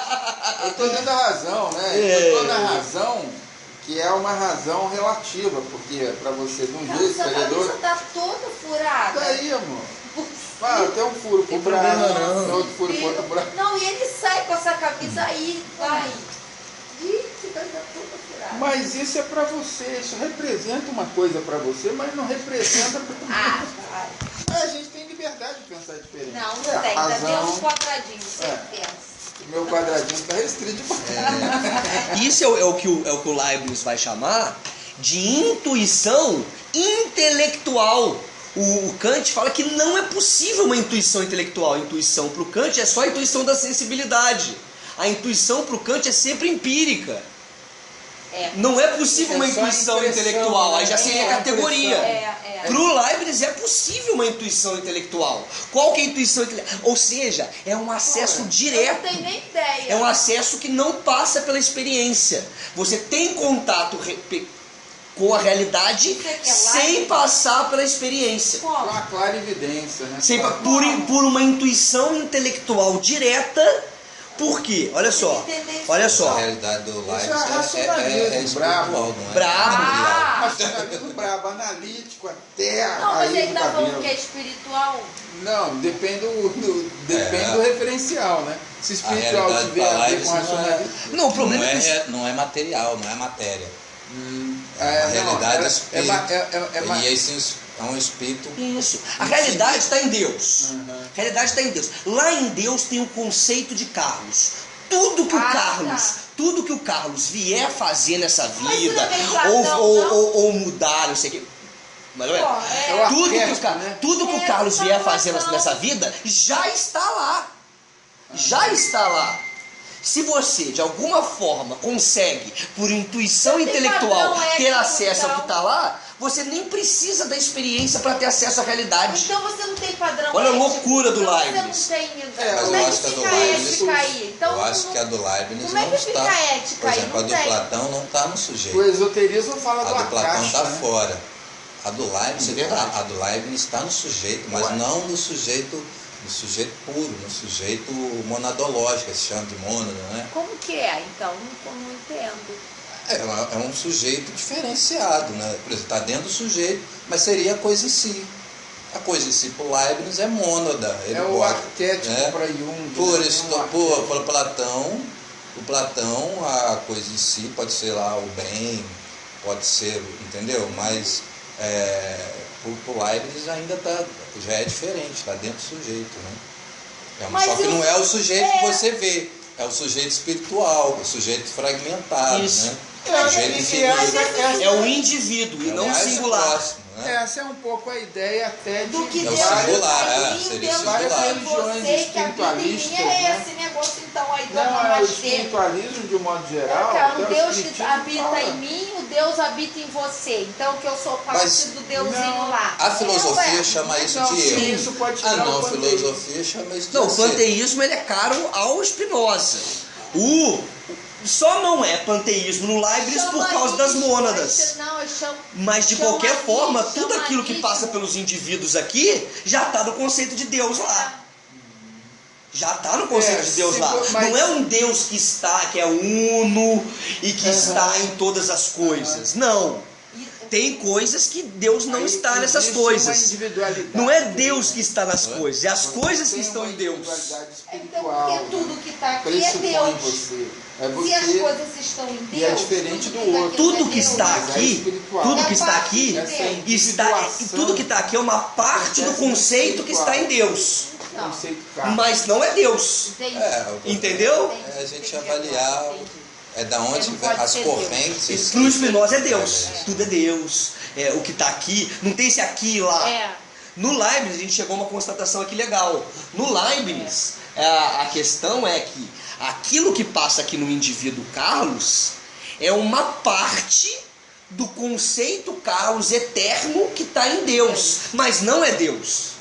Para o Spinoza seria O Deus. que está aqui não é parte. Para o Spinoza seria a própria manifestação do Deus. Então, Por isso é que não é panteísmo. Então não tem individualidade, né? Não existe o Carlos indivíduo espiritual, né? Não. Porque lá eu me somo a tantos outros que se aglutinam na ideia de Deus. É isso que você está dando a entender, porque lá Carlos Eu não saberia. se soma. Existe o Carlos, a Ana. Se você. No mundo espiritual, se pode dizer assim, né? Não. Tem o conceito de Carlos lá. Sim. Mas não sei se você lá se onde está o soma. conceito de Carlos, também está o conceito de outros. Todos esses conceitos estão em Deus. Então, de uma certa Deus. forma. Se soma. Entendeu? De uma certa forma. É isso que eu tô E dizendo. olha que interessante, parece com. De novo parece com Spinoza. Você perde a individualidade lá. Não Porque. existe um. Porque para Spinoza é aquela ideia que o Luciano colocou aqui no primeiro seminário de acontecimento, é aquela ideia que, por exemplo, quando você vai para o avião, você deixa de ser Carlos e passa a ser passageiro. Essa ideia, eu lembro do professor do Miésimo dando esse exemplo. Quando entra no carro, você, André, Carlos e Ana num carro, não é mais André, Carlos e Ana. É um indivíduo Foi isso que é. que se movimenta. Mas de uma forma geral, a ideia de você se realizar em Deus, de uma forma geral, você perde a individualidade, né? Porque existe um ser que você começa, vamos supor, né? A uniformizar uma forma de ser, né? Se você pensar em dever ser, por exemplo, o dever ser e até o direito são coisas que se conjugam nessa ideia de superior, né? Se pode colocar alguma coisa como sendo o conceito algo mais puro, mais elaborado, mais desenvolvido, né? E toda religião ela trabalha com isso, ela homogeneiza com um código de ética e de moral. Você quer ser... Tá tudo misturado. Você quer ser legal? Você quer ser bacana? Age assim. O mundo inteiro tem um código. Pega Jesus. Pega Jesus, você tem um código de comportamento moral e ético que você tem que seguir, né? Que é o que te aproxima de Deus. Isso homogeneiza todo mundo, né? E você... Não é que você... O Jung vai falar isso. Através da individuação, né? Você vai se encontrando cada vez mais enquanto indivíduo e se diferenciando. Isso dos fica outros. cada vez mais difícil se você uniformizou. Não, a ideia é ao contrário. Você consegue se individuar e quanto mais você se individualiza, você descobre isso. Porque você vai caminhando para a perfeição através da individuação, você deixa de ter uma consciência coletiva, você vai se individualizando, e quanto mais você vai se individualizando, você vai percebendo o bem comum e como você tem que acrescentar para ele. Essa é a ideia da religião. Sim. Mas Pro Leibniz, que é racionalista, pro Leibniz, que é racionalista, isso não seria possível, porque você nunca chegará numa individualidade singular, porque Singularidade. isso nunca vai chegar, por quê? Porque já está tudo lá em Deus. Já está tudo uniformizado lá. Aquilo que você chega aqui já está escrito lá. É como se fosse o destino. Tudo que você vier a fazer, todas as suas individualidades, a roupa que você vai usar, você vai casar. Isso. Aí o que... Não, isso é o determinismo, né? Isso aí cai numa suspeita de determinismo que cai em Leibniz. E aí o Leibniz tem que rechaçar isso de alguma forma. Ele usa das mônadas, ele usa de conceito parcial. O que chega aqui não é o conceito Aqui, correspondente. pergunta que não quer calar. A gente vai parar o Kant e vai começar outro? Não, a ideia era fazer um resumo para continuar, né? Não sei se agora... Não, mas isso eu quero saber. Desse primeiro livro, a gente já não tirou todas as coisas mais importantes? Não tenho a menor ideia. Ué, eu tô perguntando porque eu também não sei. Vamos lá tirar, vamos tirar mais. Então, beleza. Eu acho assim que tem outras leituras que puxa Kant também, igual aqui, você está falando de Kant, tem que falar de Leibniz, tem que falar de Hume, tem que falar de Descartes, tem que falar de vários. Eu acho que reforça mais. Você lê um Descartes, você reforça mais. Depois você volta de novo, se precisar. Você lendo um Leibniz, olha e fala, lê um Leibniz, talvez vai ver direito se pode trabalhar, ler um filme, sei lá. a ideia de temas. Esses caras que estão temas vai atrás. pegar todo mundo. Vamos trabalhar relação, sujeito e objeto. Vai pegar todo mundo. Vamos falar de liberdade, como a gente estava fazendo no início. Vai falar de todo mundo. Vamos falar de, sei lá, coisa em si. Falar de todo mundo. Ontologia, metafísica. É um assunto que a gente não falou assim diretamente, né? O que é metafísica? Aqui, ó. A ideia do idealismo transcendental do Kant é que ele reduz o real à representação. Aí, ó. O concreto é concreto porque é a síntese de múltiplas determinações. Você pode falar assim, uma... Como é que se diz quando a gente comete um erro na filosofia? Um erro daquele ferrado. Mas você tem que cometer. Um erro lógico ou um erro... Não, você vai cometer uma, sei lá, uma tragédia filosófica, mas você tem que cometer. Por exemplo, você dizer que existe dois logos. Tudo é logos, né? Mas a questão que me parece é que existe um logos só. Mas esse logos, ele é ao mesmo tempo, ele é relacional, por quê? Porque ele é ao mesmo tempo organizador e desorganizador, no sentido de quê? De que você tem a semântica, né, o conceito, mas você não tem o conceito na realidade. Ele é um conceito identitário, né? O conceito que vai te dar, o conceito te dá identidade, mas ele não te dá a realidade. É isso. É você entender conceito e essência como universal e necessário, e não como realidade. Até então, olha lá, o Aristóteles acreditava que, por exemplo, chegando no conceito animal racional, ele chegou à realidade sobre o ser humano. O que fica claro com Kant é que conceito não tem nada a ver com a realidade.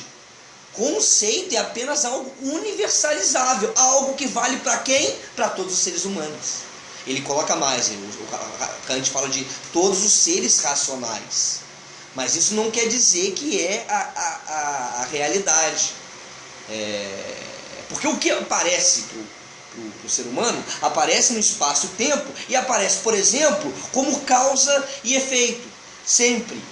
A ideia de causa, olha lá, a ideia de causa tem tudo a ver com a questão, a ideia de causa e efeito, o princípio da causalidade é uma das categorias que o Kant vai colocar na analítica transcendental. A ideia de, olha, ele nega Deus agora de novo. A ideia de causa é algo que só pode ter a ver com aquilo que vem uma hora ou outra do empírico. A ideia de causa só pode ser algo aplicado à sensibilidade. É algo do entendimento, mas que você aplica a sensibilidade para organizá-la. Ora, se a causalidade é algo que é aplicada na sensibilidade, no empírico, não tem sentido Deus. Porque Deus não está no empírico. Não tem sentido, não tem sentido Deus ser a causa do mundo. Porque a causa do mundo só pode ser algo que em algum momento veio do empírico. Porque o mundo para nós é o mundo para nós, não é o mundo em si mesmo. Mas você quer dizer o quê? Que se organiza na razão? É isso, Luciano? O quê? Sim. Entendi. Por exemplo, fazendo uma análise pela linguagem, eu já até falei aquele dia, mas não falei tanto. Mas você tem... 43. Você tem o... É o curso inteiro dele, muito bom, vale a pena. Tira a cópia. Você tem a semântica no significado, que é o conceito das coisas, ele está preso. né? Só que você tem, eu estava falando, você viu aquele dia na aula, você tem um sentido. Esse sentido, ele é um sentido que está na realidade, que está no mundo, mas o conceito não. Mas o sentido é parte do conceito, ou seja, ele parte do racional, mas ele não é racional, entendeu? Essa que é a dificuldade dos filósofos. Os filósofos, eles não dizem que o sentido é fora, embora, por quê? Porque nasce no racional. Isso aí todo mundo chega à conclusão. Como você separa isso? Você separa na própria realidade. Por exemplo, a realidade marxista vai dizer que o sentido, né, o próprio Bakhtin, ele vai dizer que o sentido é ideológico. Daí tudo bem. Mas ele não chama de sentido, ele chama de signo. E quando ele chama de signo, ele vai dizer que o signo é construído na sociedade. Tudo bem. Tudo bem. Mas ela não é ideal, ela está dentro da questão racional. Decalcada na razão, entendeu? Mas se você falou do conceito, o que eu não entendi quando você separou o conceito. O que você falou do conceito? André. Conceito? Você falou assim, que o sentido, ele sai do conceito. Tá? O conceito é a própria razão. Entendi. Entendeu? Entendi. É a razão que produz. Por exemplo, se você analisar pela linguagem, o sentido... Isso, o conceito é a razão, universal. O sentido é universal, é o general, né? Geral, universal por quê? Porque se aplica a todos. Né? Aplica a todos. Então, esse conceito, que é a ideia, em Platão sabia que tinha uma diferença entre conceito e ideia, em conceito e sentido. Só que para ele sabia que era uma entidade fora da razão. Mas é só a razão que chega a ela. É a mesma coisa. Quando você vai explicar o sentido, você precisa do conceito, da ideia. Razão, é nela que nasce, mas não é ela. Entendeu? Essa que é a problema. Mas você não sai fora disso. Sai? Oi? Mas você não sai fora disso, sai? Como assim, sai fora? Tem como pensar de outra forma? Não tem como pensar fora da razão. É isso que eu estou perguntando. Esse que é o erro, esse que é o problema dos filósofos, que você coloca quando você coloca essa terceira entidade, eles não colocam terceira entidade, só tem uma. O próprio Saussure, quando ele vai dividir a categoria do psicológico, o psicológico é dividido em dois. É uma parte mental e uma parte material. É só isso. Só que essa parte mental, ela não é real. Entendeu? Essa parte mental, para eles é real. Esse é que é o problema, mas ela não é real. Entendeu? Então, quando você está na realidade em si, a própria realidade cria. Você pode chamar a realidade social. E aí você, entendeu? É o que faz o pragmatismo. Né? A pragmática tem essas ideias. Não é tão confuso, não. Eu tenho dificuldade de entender isso. Não, porque Schopenhauer, quando fala da representação e da vontade... representação, você pode chamar de representação. Ele traz um elemento novo com a vontade, então. Oi? Traz. A vontade é algo que supera isso aqui. Supera isso aqui. Mundo, qual que é a ideia? Ele quer superar a ideia da representação, que veio do Kant. É isso que o Schopenhauer quer superar. Para ele, a coisa em si é possível, e é possível pela sensibilidade, pelas artes. Você chega nela. Porque você não tem como. Se você tiver no ponto do conceito, da ideia, se eu falar ideia, fica meio platônico, né? Mas você fica na questão do conceito, o conceito é a própria realidade. É o fenômeno, entendeu? Você não tem como chegar à realidade sem ser por meio do conceito. Como é que você vai chegar? Como é que você vai chegar na cadeira sem falar cadeira? O que o Kant possibilita então, é a ideia, é superar a ideia de linguagem apenas como algo designativo, apenas como algo que aponta o em si das coisas. A linguagem tem muito mais do que isso. A gente tem que pesquisar quais são esses elementos da linguagem. Até Kant, a linguagem é só designativa mesmo. A linguagem Por que você usa da linguagem? Porque eu quero me referir a alguma coisa do mundo. A linguagem é só para me referir, é só para indicar. Quando tem a questão, que é o que o Luciano está colocando, da semântica. Além da sintática, Lembra da sintaxe? A sintaxe é esse designativo. A semântica entra uma questão normativa. É aquilo que vale para nós. Aquilo que tem validade para nós. Então você sai da questão de indicar um objeto e passa para uma questão de construção mesmo do homem, de significado. O que é um significado? Um significado é aquilo que o ser humano valorou como significado. Significado não é um objeto que você aponta.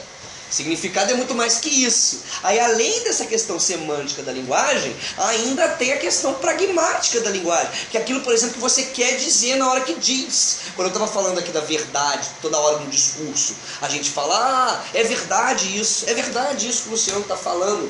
O que você quer dizer com verdade não é aquilo que as pessoas falam que é verdade quando investigam a verdade.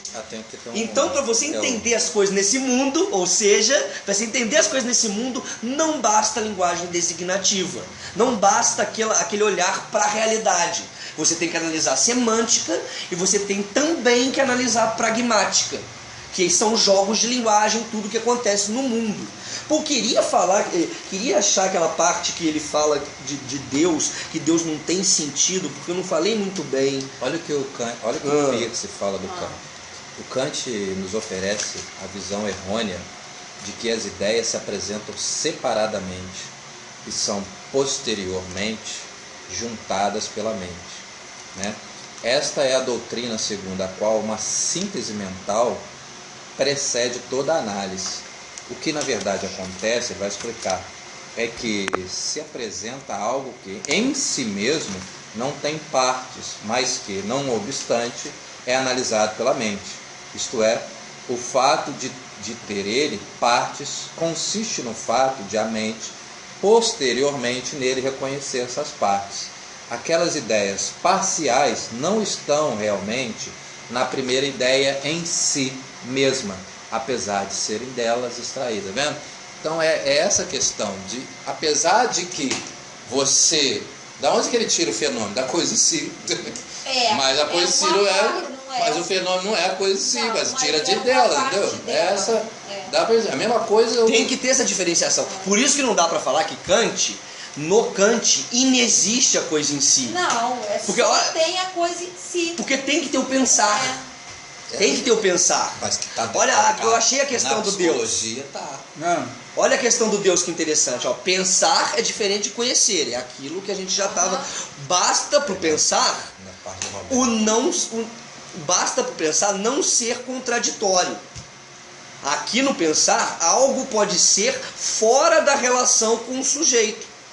Não precisa do sujeito. Abre um campo para investigação ética. O conhecer, além de não ser contraditório, ainda tem outras condições. Então, pensar e conhecer são relações diferentes. Uma relação não é cognitiva, o pensar. Outra relação é cognitiva, o conhecer. O princípio da causalidade só vale para o fenômeno.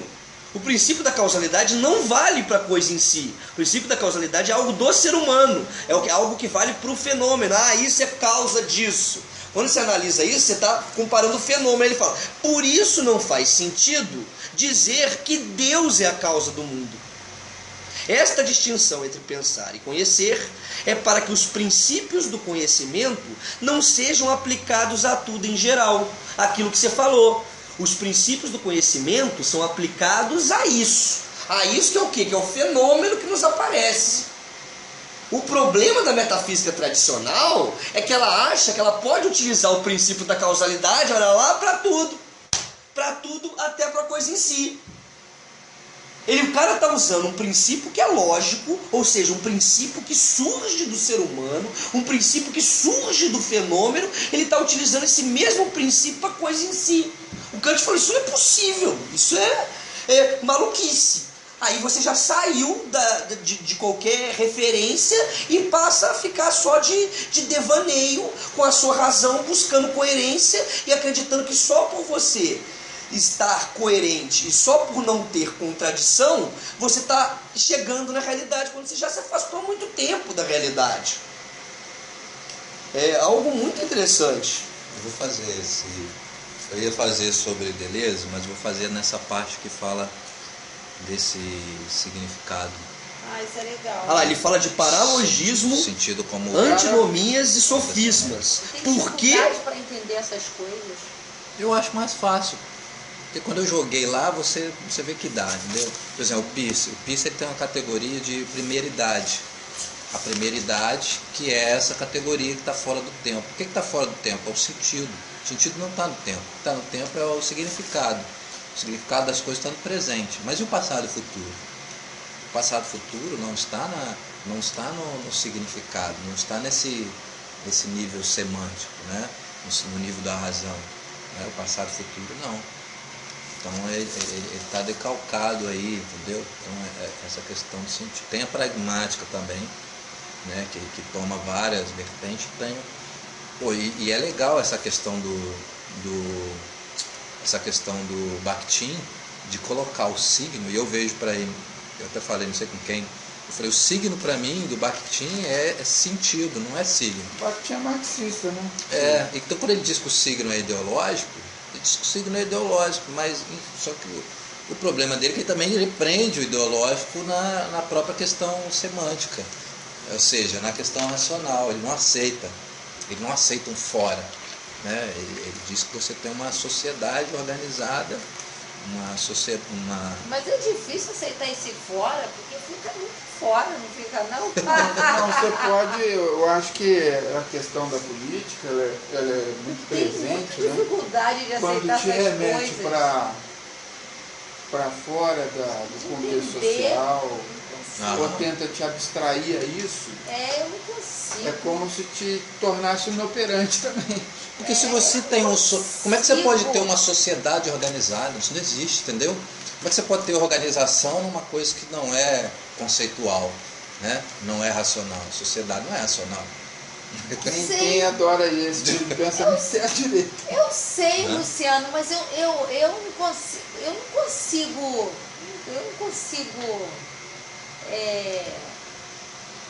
O social, ele é racional? Nessa Ou ele é forma.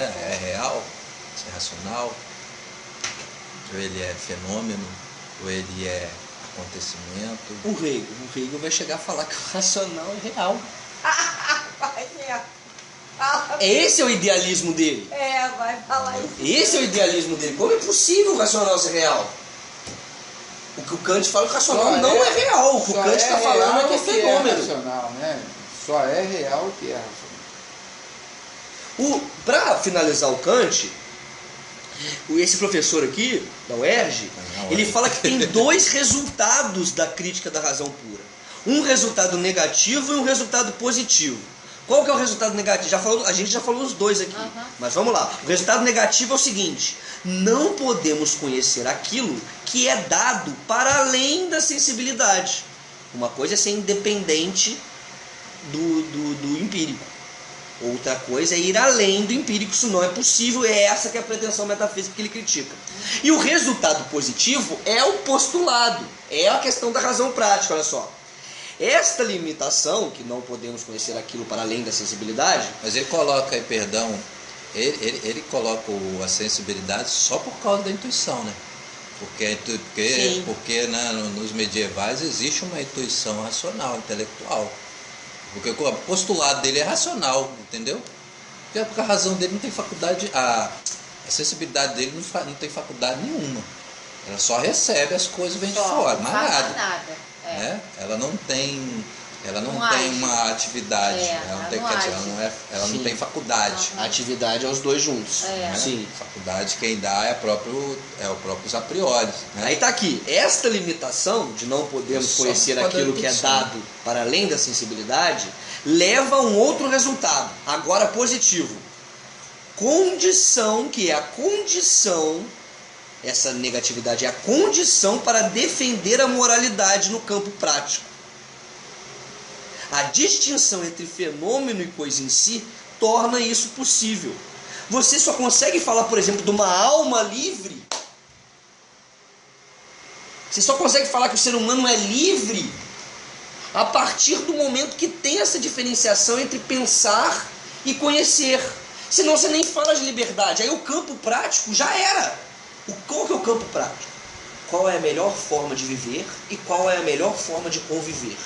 Esse é o campo prático, ética e política. Então, aí, parou aí. Vamos lá no que o Luciano falou. Se Eu falei. você estava falando antes que o Batkin, meu nome dele? Batkin. Ele amarra, ele não consegue. Você falou assim, a sociedade... Não só ele, não. Quase todo mundo. A sociedade organizada não existe. Como que você... Não é que não existe, é sempre uma outra expressão. Falando assim, que as mesmas leis que você usa da razão são emprestadas por um campo onde que ele amarra aquilo que não deveria ter essas leis, entendeu? Por exemplo, eu estou usando o campo do sentido. O campo do sentido não pode ter lei, né? O campo do sentido, ele muda, ele é praticamente infinito. Como é que você vai explicar o infinito, né? O infinito ou a multiplicidade, né? Você perde a própria identidade.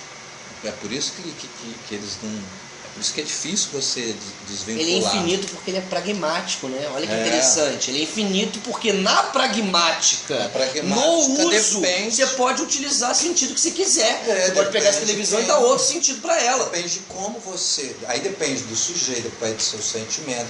É questão da pragmática, né? Então, um enunciado em si... um enunciado semântico, né, na questão racional, lógica, ele ou é verdadeiro ou ele é falso. No pragmático, ele não é nem verdadeiro nem falso. Então não tem realidade ali, né? Você pode ter realidade no campo semântico. É o que o Nietzsche critica.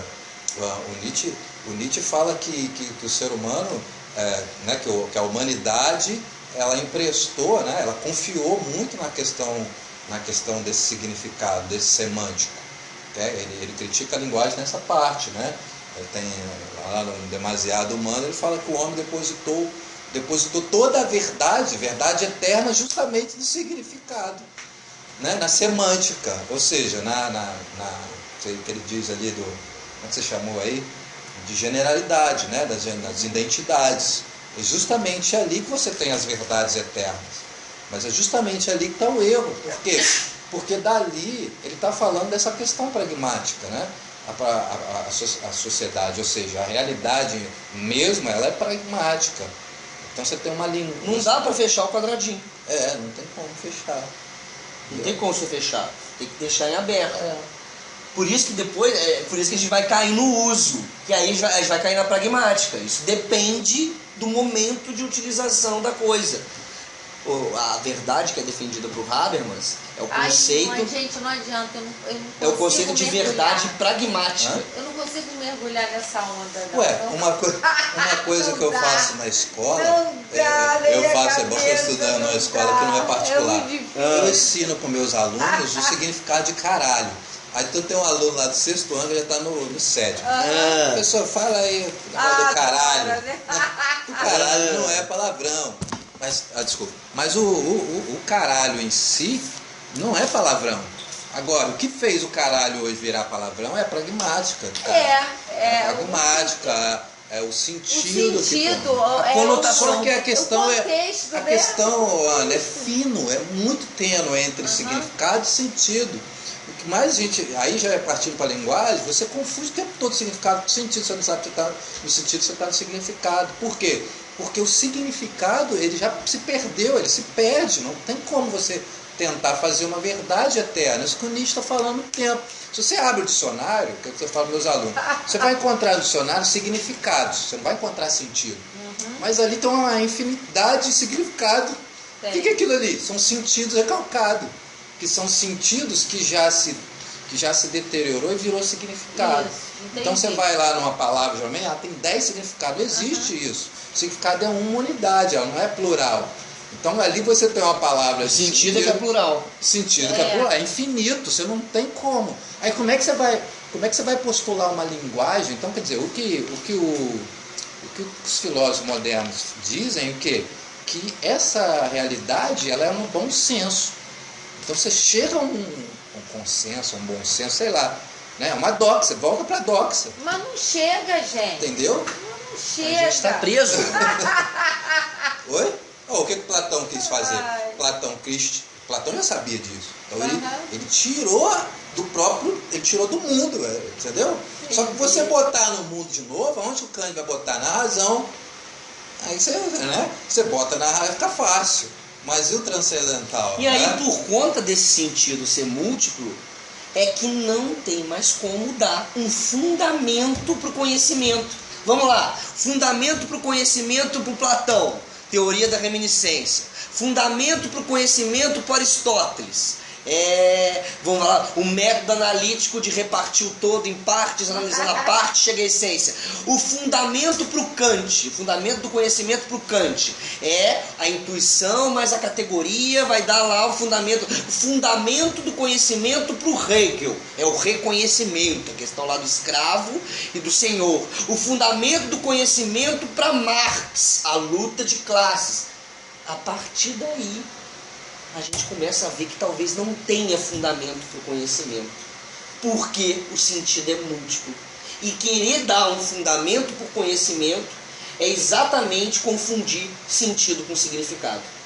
E tem a questão também que o Nietzsche fala, né? Por exemplo, o Nietzsche fala Não sei se afinam bem. O Nietzsche fala que a razão ela só está a serviço. Daí eu não. A razão ela só está a serviço do próprio conhecimento, né? A razão é o serviço do conhecimento, da questão do saber, né? E esse saber é saber de coisas as coisas que já existem, não é de uma coisa que não existe.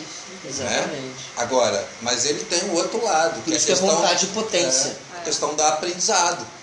Aprender não é aprender uma coisa que já existe. Aprender é uma coisa que não existe. Então está fora dessa linha do tempo, está no futuro. Mas olha só, O conhecimento, o saber para o Nietzsche está no presente. Mas quando você aprende, é novo para você. Por mais que esteja no mundo, para você é novo, porque você não sabe aquilo. Para você é novo. Então houve aprendizado. Mas não é inovação. Mas não é Não. conhecimento. Não é saber, entendeu? Mas houve um aprendizado, porque você não Não, sabia. aprendizado não é Mas é conhecimento. uma- mas- Para Nietzsche, entendeu? É diferente. Tá. É para Nietzsche. Entendeu? Você Tá. tem uma diferença entre conhecimento, né? A razão a serviço do conhecimento, pensamento a serviço da razão, ela só conhece, né? Ela só conhece. Então, agora, o pensamento a serviço do aprendizado, entendeu? Ela não vai conhecer, ela vai aprender, né? Ela vai buscar outra forma de tempo, está em outra síntese.